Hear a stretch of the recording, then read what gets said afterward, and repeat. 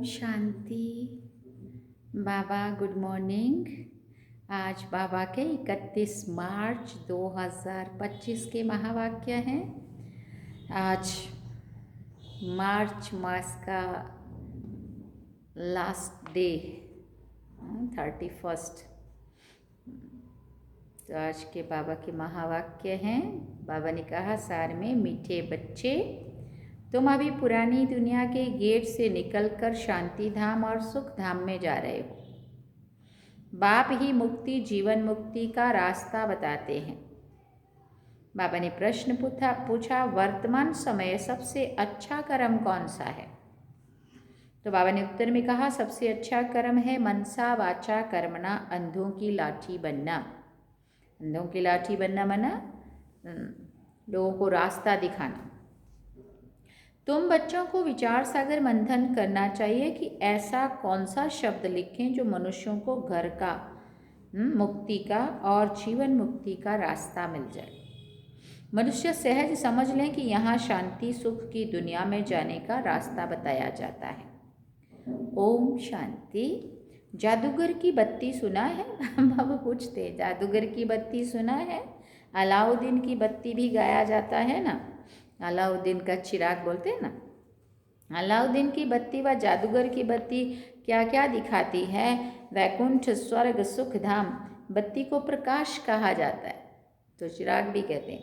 अभी तो अंधियारा है ना, ये जो प्रकाश दिखाने के लिए बच्चे प्रदर्शनी मेले करते हैं, इतना खर्चा करते हैं, माथा मारते हैं, पूछते हैं बाबा इनका नाम क्या रखें? यहाँ बॉम्बे को कहते हैं गेटवे ऑफ इंडिया। स्टीमर पहले मुंबई में ही आते थे, दिल्ली में भी इंडिया गेट है।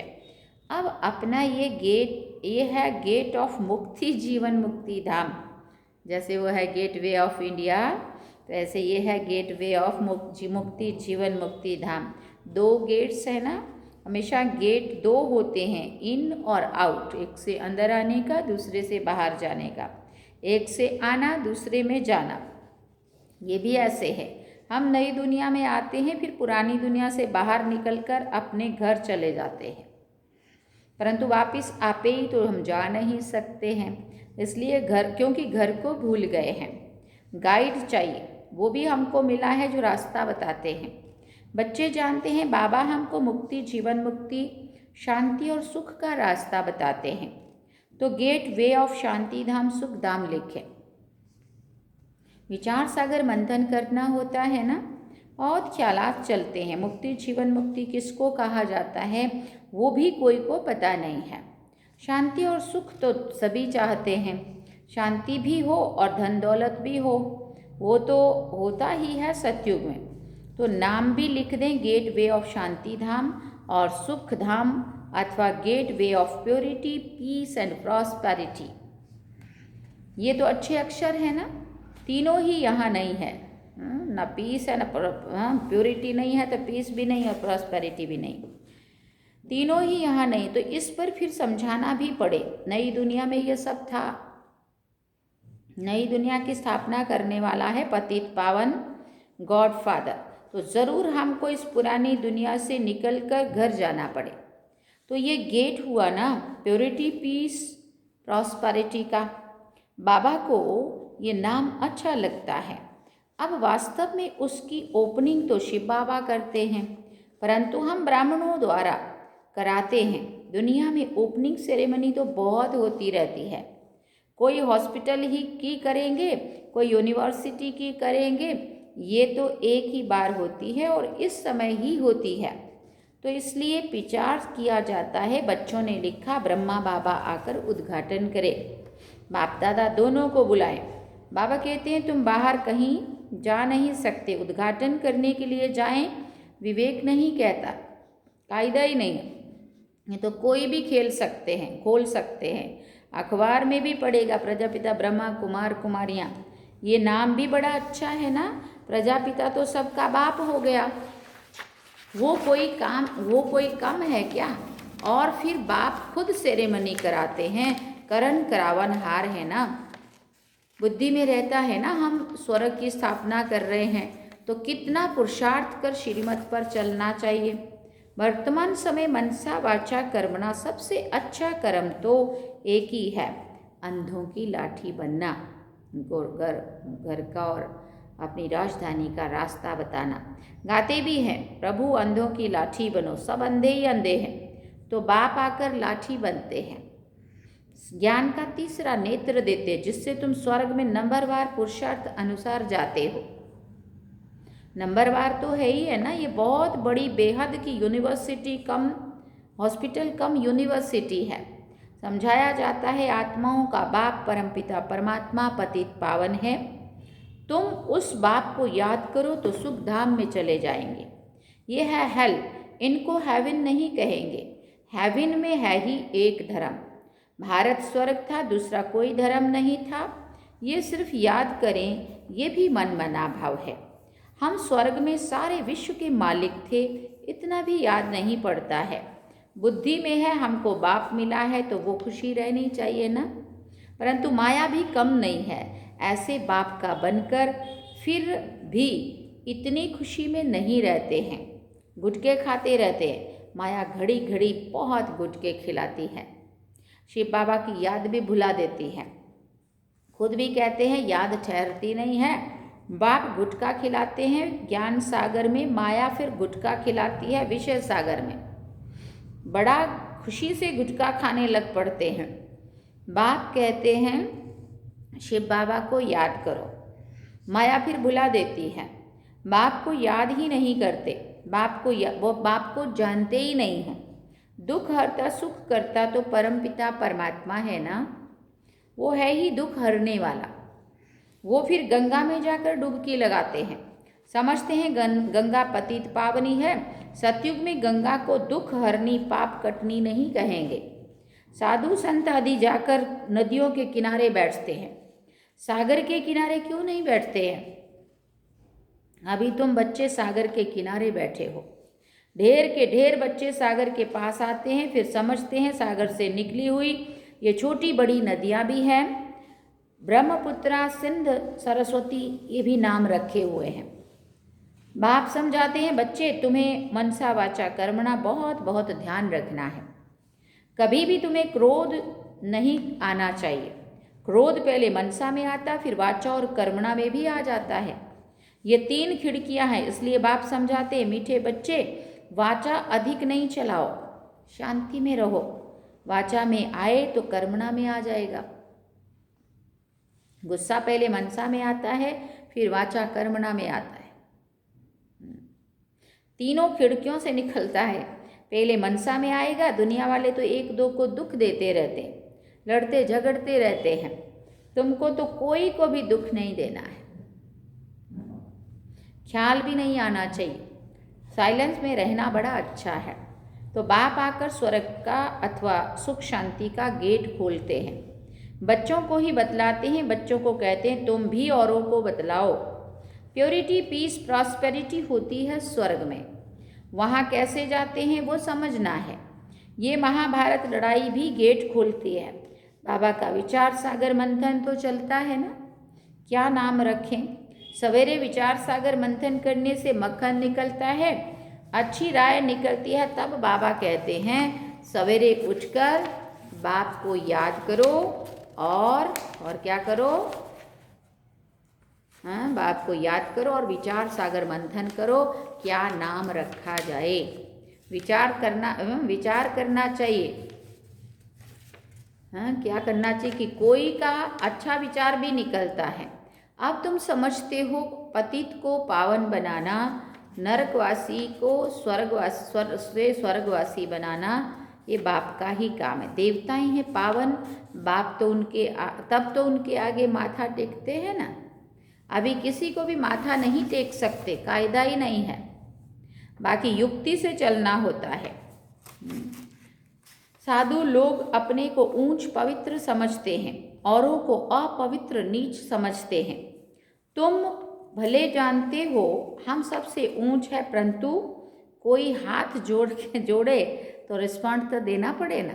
ऐसा नहीं कि हम सबसे ऊंच है क्योंकि हमें भगवान बाप मिला इसलिए अकड़ के रहो। कोई हाथ जोड़ता है तो हमें भी उनको सामने से हाथ जोड़ना है, उनसे पहले भी अगर हम जोड़ देते हैं तो क्या फ़र्क पड़ता है, ये नम्रता होती है हमारी। तो बाबा कहते हैं हरिओम तत्सत करते हैं तो वो भी करना पड़े, कोई जय श्री कृष्णा बोलते हैं तो वो भी हमें भी बोलना चाहिए, इसमें क्या फ़र्क पड़ता है। युक्ति से नहीं चलेंगे तो वो हाथ नहीं आएंगे, बड़ी युक्तियाँ चाहिए। फिर बाबा ने कहा जब मौत सिर पर आता है तो सभी भगवान का नाम लेते हैं। आजकल इत्फाक तो बहुत होते रहेंगे, आहिस्ते आहिस्ते आग फैलती है, आग शुरू होगी विलायत से, फिर आहिस्ते आहिस्ते सारी दुनिया जल जाएगी। पिछाड़ी में तुम बच्चे ही रह जाते हो, तुम्हारी आत्मा पवित्र हो जाती है तो फिर तुमको वहाँ नई दुनिया मिलती है। नई दुनिया का नया नोट तुम बच्चों को मिलता है, तुम राज्य करते हो। अलाउद्दीन की बत्ती भी मशहूर है ना, नोट ऐसा करने से कारून का खजाना मिल जाता है भी बरोबर। तुम जानते हो अल्लाह अव्वल दिन झट इशारे से साक्षात्कार कराते हैं, सिर्फ तुम शिव बाबा को याद करो तो सब साक्षात्कार हो जाएंगे। नौदा भक्ति से भी साक्षात्कार होता है ना, यहाँ तुमको एम ऑब्जेक्ट का साक्षात्कार तो होता ही है। फिर तुम बाबा को स्वर्ग को बहुत याद करेंगे, घड़ी घड़ी देखते रहेंगे। जो बाबा की याद में और ज्ञान में मस्त होंगे वही अंत की सभी सीन सिनरियाँ देख सकेंगे। बड़ी मंजिल है, अपने को आत्मा समझ बाप को याद करना मासी का घर नहीं है, बहुत मेहनत है, याद ही मुख्य है। जैसे बाबा दिव्य दृष्टि दाता है तो स्वयं अपने लिए दिव्य दृष्टि दाता बन जाएंगे। जैसे भक्ति मार्ग में तीव्र वेग से याद करते हैं तो साक्षात्कार होता है, अपनी मेहनत से जैसे दिव्य दृष्टि दाता बन जाते हैं, तुम भी याद की मेहनत में रहेंगे तो बहुत खुशी में रहेंगे और साक्षात्कार भी होते रहेंगे। ये सारी दुनिया भूल जाए, मन मना भव हो जाए, बाकी क्या चाहिए। योग बल से फिर तुम अपना शरीर छोड़ देते हो। भक्ति में भी मेहनत होती है, इसमें भी मेहनत चाहिए। मेहनत का रास्ता बाबा बहुत फर्स्ट क्लास बताते रहते हैं, कैसे मेहनत करो, क्या करो। अपने को आत्मा समझने से फिर देह का भी भान नहीं रहेगा, जैसे बाप समान बन जाएंगे। साक्षात्कार करते रहेंगे, खुशी भी बहुत रहेगी। रिजल्ट सारी पिछाड़ी की गाई हुई है। अपने नाम रूप से भी न्यारा होना है तो फिर दूसरे के नाम रूप को याद करने से क्या हालत होगी। नॉलेज तो बहुत सहज है, प्राचीन भारत का योग जो है जादू उसमें है।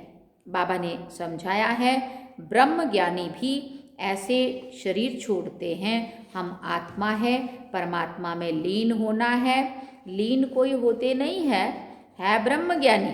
बाबा ने देखा है बैठे बैठे शरीर छोड़ देते हैं, वायुमंडल बड़ा शांत रहता है, सन्नाटा हो जाता है। सन्नाटा भी उनको भासेगा जो ज्ञान मार्ग में होंगे, शांति में रहने वाले होंगे। बाकी दूसरे लोग जो आते हैं जिनको आदत पड़ी हुई शोर की, उनको शांति में बैठना नहीं पसंद आता, बोला बोर हो जाते हैं वहाँ जाते हैं तो पता नहीं क्या करते, सामने एक लाइट होती है और ऐसे चुपचाप बैठ जाते हैं, उसको देखते रहते। तो सब लोगों का नहीं वो पसंद आने की बात है। बाबा ने कहा सन्नाटा हो जाता है, सन्नाटा भी उनको अच्छा लगेगा जो ज्ञान मार्ग में होंगे, शांति में रहने वाले होंगे। बाकी कई बच्चे तो अभी बेबियां हैं, बच्चे ही हैं, घड़ी घड़ी गिर पड़ते हैं। इसमें बहुत बहुत गुप्त मेहनत है। भक्ति मार्ग की मेहनत प्रत्यक्ष होती है। माला फेरो, कोठी में बैठकर भक्ति करो, यहाँ तो चलते फिरते तुम याद में रहते हो, कोई को पता पड़ ना सके कि ये राजा ही ले रहे हैं। योग से ही सारा हिसाब किताब चुकतू करना है, ज्ञान से थोड़ी चुकतू होता है। हिसाब किताब चुकतू होगा याद से, कर्म भोग याद से चुकतू होगा। ये है गुप्त, बाबा सब कुछ गुप्त सिखाते हैं। अच्छा, मीठे मीठे सिकिल दे बच्चों प्रति माता पिता बाप दादा का याद प्यार और गुड मॉर्निंग। रूहानी बाप की रूहानी बच्चों को नमस्ते। हम रूहानी बच्चों की रूहानी माता पिता बाप दादा को दिल व जान सिकवा प्रेम से याद प्यार, गुड मॉर्निंग, नमस्ते, थैंक यू बाबा, शुक्रिया बाबा। अब धारणा के लिए मुख्य सार है। पहला पॉइंट, मनसा वाचा कर्मणा, कभी भी क्रोध नहीं करना है। क्या पक्का किया? मनसा वाचा कर्मणा, कभी भी क्रोध नहीं करना है। बाबा ने कहा पहले मन में आता है, फिर वो वाणी में आता है और बड़ा रूप फिर कर्म में आता है। समझो, मन में किसी को किसी के लिए अच्छा नहीं लगा तो मन में उसके लिए पहले ऐसे ऐसे विचार चलेंगे, उसके प्रति क्रोध आएगा मन में, और उसके बाद वो चीज़ और बढ़ेगी तो मुख से भी गालियाँ निकलेंगी और कुछ कुछ अनाप शनाप निकलेगा, और उसका और बड़ा रूप फिर कर्म में आएंगे, हाथ उठाएंगे या फिर कुछ ना कुछ नुकसान पहुँचाएंगे। तो ये बाबा ने कहा मनसा वाचा कर्मणा, कभी भी क्रोध नहीं करना है। इन तीनों खिड़कियों पर बहुत ध्यान रखना है। 3 खिड़कियाँ, मनसा वाचा कर्मणा। मनसा वाचा कर्मणा, बाबा ने 3 खिड़कियाँ बताई। तो कभी भी इन तीनों का ध्यान रखना है, कभी भी इनके द्वारा क्रोध रूपी भूत घुस ना जाए। वाचा अधिक नहीं चलानी है, इसलिए हमारा स्लोगन बना हुआ है, कम बोलो, धीरे बोलो, मीठा बोलो, चुप रहो, शांत रहो। अधिक वाचा नहीं चलानी, 1-2 को दुख नहीं देना है। दूसरी बात, ज्ञान और योग में मस्त रहे, अंतिम सीनरी देखनी है। ज्ञान और योग में मस्त रहे, अंतिम सीनरी देखनी है। अपने व दूसरों के नाम रूप को भूल मैं आत्मा हूँ, इस स्मृति से देभान को समाप्त करना है। अपने व दूसरों के नाम रूप को भूल, सबसे पहले तो खुद के अपने ही नाम रूप में कौन मैं करते ना हम सारा दिन जो, तो अपने भी नाम रूप को भूलना है और अपने के साथ जुड़ी हुई दुनिया है उसके भी नाम रूप को भूलना है। लेकिन क्या याद करना है? मैं आत्मा हूँ, इस स्मृति से देह भान को समाप्त करना है। वरदान में बाबा ने कहा स्नेह के वाण द्वारा स्नेह में घायल करने वाले स्नेह और प्राप्ति संपन्न लवलीन आत्मा भव। स्नेह के वाण द्वारा स्नेह में घायल करने वाले स्नेह और प्राप्ति संपन्न लवलीन आत्मा भव। जैसे लौकिक रीति से कोई किसी के स्नेह में लवलीन होता है तो चेहरे से, नैनों से, वाणी से अनुभव होता है कि ये लवलीन है। चेहरे से, वाणी से और नैनों से अनुभव होता है कि ये लवलीन है, कहीं ना कहीं खोया हुआ है, आशिक है। ऐसे जब स्टेज पर जाते हो तो जितना अपने अंदर बाप का स्नेह इमर्ज होगा उतना ही स्नेह का वाण औरों को भी स्नेह में घायल कर देगा। भाषण की लिंक सोचना, पॉइंट दोहराना, ये स्वरूप नहीं हो। स्नेह और प्राप्ति का स्वरूप संपन्न स्वरूप लवलीन स्वरूप हो। हम अगर उसके प्यार में खोए हुए रहेंगे तो जो भी आएगा उनको भी स्नेह का और अपनेपन का अनुभव होगा। अथॉरिटी होकर बोलने से उसका प्रभाव पड़ता है। स्लोगन में बाबा ने कहा संपूर्णता द्वारा समाप्ति के समय को समीप लाओ। संपूर्णता द्वारा क्या करो? समाप्ति के समय को समीप लाओ। अच्छा, ओम शांति। अव्यक्त इशारे में बाबा ने कहा सत्यता और सभ्यता रूपी कल्चर को अपनाओ। सत्यता और सभ्यता रूपी कल्चर को अपनाओ। ये तो सब समझने लगे हैं कि ये कोई है, लेकिन यही है और ये एक ही है। ये हलचल का हल अब चलाओ। अभी और भी हैं, ये भी हैं, यहाँ तक पहुँचे हैं, लेकिन ये एक ही हैं। अभी ऐसा तीर लगाओ। लेकिन ये बाबा ने तब 2004 में मुरली चलाई थी, 2025 चल रहा है, तो अभी तो ये फ़र्क पड़ गया है। बहुत सारी जगह लगने लगा है ये बात। यही है, धरनी तो बन गई और बनती जाएगी, लेकिन जो फाउंडेशन है, नवीनता है, बीज है, वो है नया ज्ञान, निस्वार्थ प्यार है, रूहानी प्यार है। ये तो अनुभव करते हैं, लेकिन अभी प्यार के साथ साथ ज्ञान की अथॉरिटी वाली आत्माएं हैं। सत्य ज्ञान की अथॉरिटी है, ये प्रत्यक्ष करो तब प्रत्यक्षता हो। क्या करना पड़ेगा? अभी क्या है, लेकिन जो फाउंडेशन है, नवीनता है, बीज है, वो है नया ज्ञान। निस्वार्थ प्यार है, रूहानी प्यार है, ये तो अनुभव करते हैं। लेकिन अभी प्यार के साथ साथ ज्ञान की अथॉरिटी वाली आत्माएं हैं। ज्ञान, सत्य ज्ञान की अथॉरिटी है, ऐसा वो लोगों के मुख से निकलना चाहिए। ये प्रत्यक्ष करो तब सब प्रत्यक्षता हो। ये बड़ा निस्वार्थ प्यार वाले लोग हैं और रूहानी प्यार है, ऐसा तो अनुभव करते हैं, अपने हैं, अपनापन है, अच्छा ज्ञान सुनाते हैं। लेकिन यही वो लोग हैं, ज्ञान की अथॉरिटी वाली, सत्य ज्ञान की अथॉरिटी वाली आत्माएं हैं, और ये जो कहते हैं वो सच कह रहे हैं। ऐसा जब प्रत्यक्ष होगा तो बाबा कहते प्रत्यक्षता होगी। अच्छा, ओम शांति। सार में बाबा ने कहा, मीठे बच्चे, तुम अभी पुरानी दुनिया के गेट से निकलकर शांति धाम और सुख धाम में जा रहे हो। बाप ही मुक्ति, जीवन मुक्ति का रास्ता बताते हैं। बाप ही मुक्ति और जीवन मुक्ति का रास्ता बताते हैं। अच्छा, ओम शांति। तो ये है आज की मुरली, माना 31 तारीख की मुरली जो हम सभी ने सुनी। तो आज मार्च का लास्ट डे है, 31 का तो बहुत महत्व है। पुराना चोपड़ा क्लोज, कल 1 अप्रैल माना न्यू ओपनिंग और क्लोजिंग बैलेंस। हाँ, तो ऐसे जीवन का भी इसके साथ साथ क्लोजिंग डे और टुमारो ओपनिंग डे। मतलब आज तक पुराना 2024-25 ऐसा गिनती करते हैं, 1 अप्रैल टू 31 मार्च, और फिर न्यू एंट्री कल 1 अप्रैल टू 31 मार्च, ऐसा। तो अभी आज उस हिसाब से क्लोजिंग डे है।